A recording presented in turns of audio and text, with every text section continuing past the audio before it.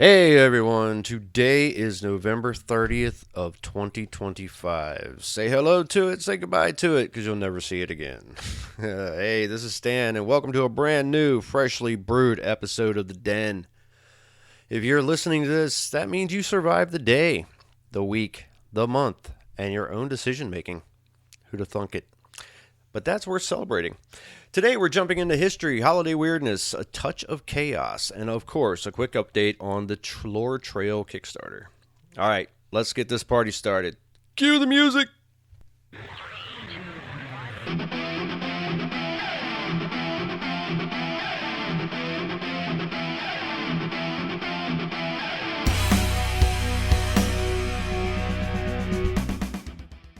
So originally, I had not planned on doing a Sunday episode, but as I was going through researching for this coming week, I saw some really cool things happen.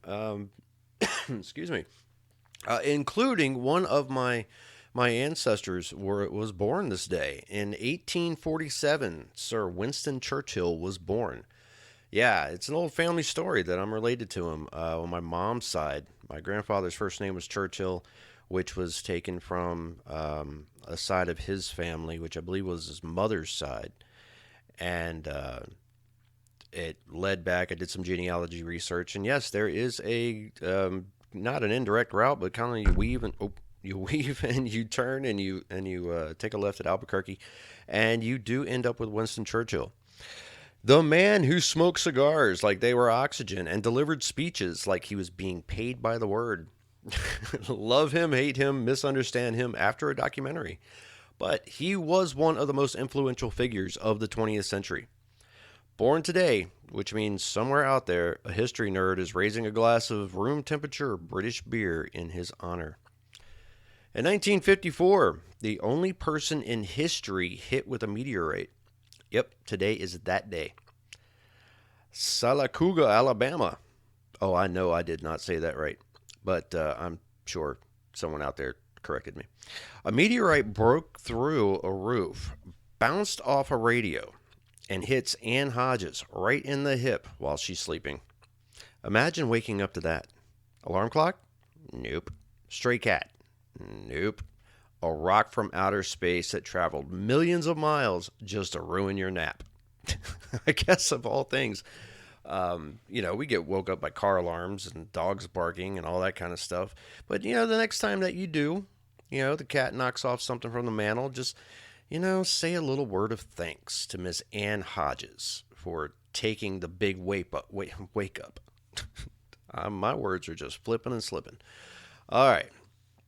She survived, though, became famous, and likely had the greatest "you won't believe what happened to me" conversation starter of all time. I bet she was fun at parties. In 1995, Operation Desert Storm officially ended. Do you guys remember when, I believe it was Desert Eagle, when it started, when we first rolled in to Iraq, I believe it was. Me and an old buddy of mine were sitting in my bedroom, um, you know, throwing back a few beers. I won't tell you how old we were.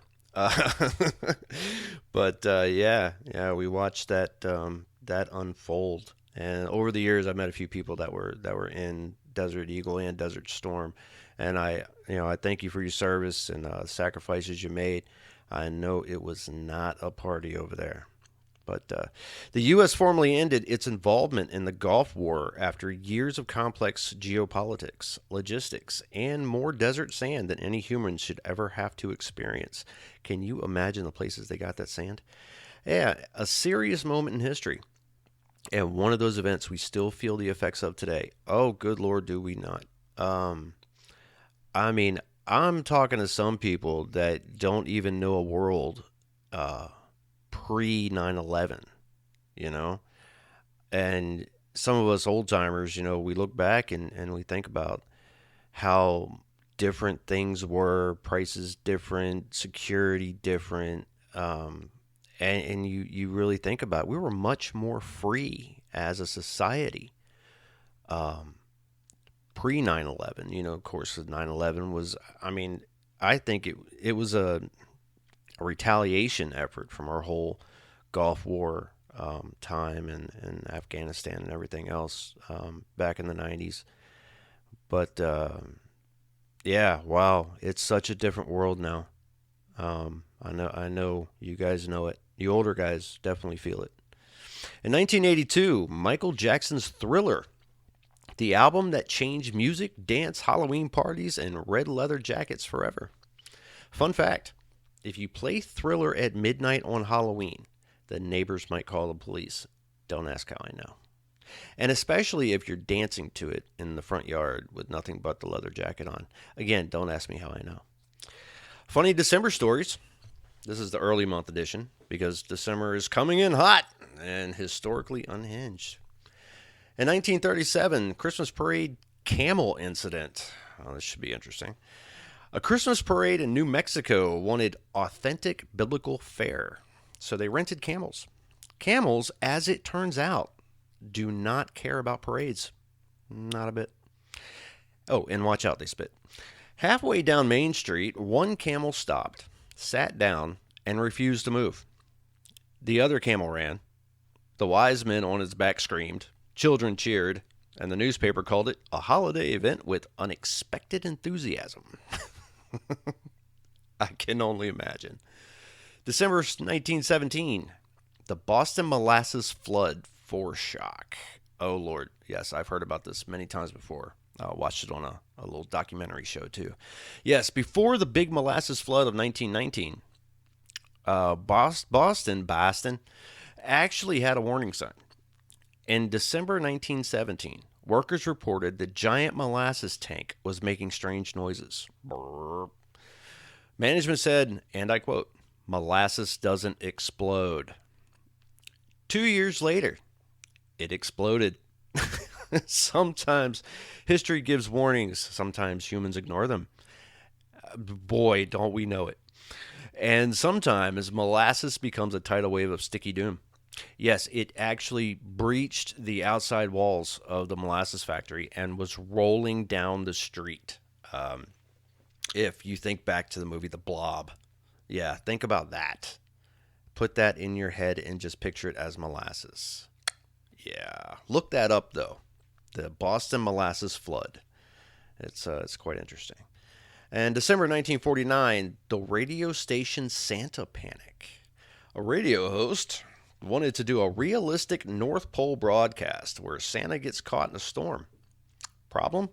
He acted too well. Children across the state panicked. Parents jammed phone lines. The kid tried to send the fire department to the North Pole. The station issued an emergency statement. Santa is fine. Santa is always fine. And honestly, that should be the official holiday motto. I mean, he flies around the world. You know, we got radar tracking on him. You know, someone's watching the radar and comes back from the bathroom. You know, doesn't realize that Santa's already started his trip, and they're like, "Oh, blip on the radar, missile launch, beep." You know, that might kind of suck for kids. Yeah. Quick break before we continue. A message from the guy you're already listening to. The Lore Trail app Kickstarter is live, and your support means the world. If you enjoy these historical stories, the weird ones, the deep ones, the ones schools forget to mention, Lore Trail puts all of that directly onto your map. Walk down a street and unlock battles, mysteries, ghost stories, lost histories, local legends. It's like discovering the secret layer of the world nobody told you about. Kickstarter backers get early access perks and help brings this project to life the way it deserves. Check out Lore Trail on Kickstarter. That's LORE space TRAIL on Kickstarter. I'll see if I can slip a link into the show notes. More December stories. The 1928 Electric Santa disaster. A department store decided to modernize Christmas. They put Santa in an electric sleigh, hanging from the ceiling on a track. This is already a bad idea. Halfway through the demonstration, Santa's sleigh sped up, way up, kind of like a freight train. Loaded like a freight train, sorry. And he ended up zipping across the store at 25 miles an hour like a holiday-themed bullet train. One witness said He flew by so fast, I couldn't tell if he was waving or panicking. No one was hurt. Santa retired the same day. I guess if you want to put a mental image to it, because as you notice, I do like mental images, because I think in video. National Lampoon's Christmas Vacation. Yeah. Clark on the sled, and then he put his special goo on the bottom of the sled, and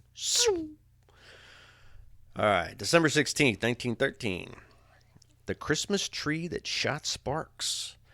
Electric Christmas lights were still new, still experimental, and still totally not safe. A store in Chicago installed a giant indoor tree with prototype electric lights. It shot sparks. It smoked. It hummed. I can never say this word, so I'll say it slowly and still mess it up. Ominous. You get my point. Customers complained, and the store manager proudly replied, "It's supposed to do that. It's modern." Boy, that's a mouthful. 30 minutes later, the fire department arrived. Modernity has consequences. Modernity. Okay, he has another word for you.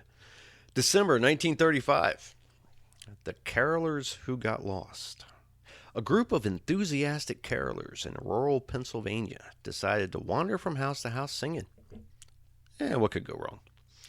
They got lost in a snowstorm and sang to the same house 3 times, increasingly confused. By the 3rd visit, the homeowner asked, "Are you warning me of something?" Everyone survived. Their dignity, not so much. The final story of the day, the November 30th blizzard mystery of 1896. A lesser known but fascinating mystery. In 1896, a surprise blizzard hit the Dakotas on November 30th.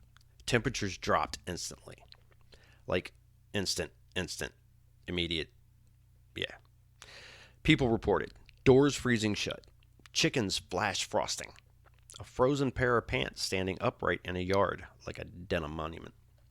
In one blizzard report, a man claims snowflakes the size of silver dollars hit his face like soft slaps. That's interesting. Local papers called it the storm that arrived like a thief and slapped everyone politely. All right, I've taken up enough of your time. I hope you enjoyed this episode of Dravin's Den, talking about history, and I would really appreciate it if you went out and checked out the Kickstarter and throw some dineros my way so that I can get this thing up and live and across the nation, so that kids and parents and kids, and maybe even Scruffy too, can learn a little bit more about the history underneath your feet. And that wraps up today's Historical Madness. From exploding Christmas experiments to meteorites with poor aim, today was a reminder that history never takes a day off from being weird. Take a breath, enjoy the rest of your day, and I'll see you again soon here on Dravin's Den, where the past is strange, the present is caffeinated, and the stories never disappoint. And I would like to, not as an afterthought, because I love this dude dearly, I would like to thank Christopher Kreitzer. He was a former co-host of mine until life got busy for him, because he is also a musician, for putting together the intro and outro music. Dude, you rock. Iron Maiden forever. All right, take care, guys. We will talk to you tomorrow.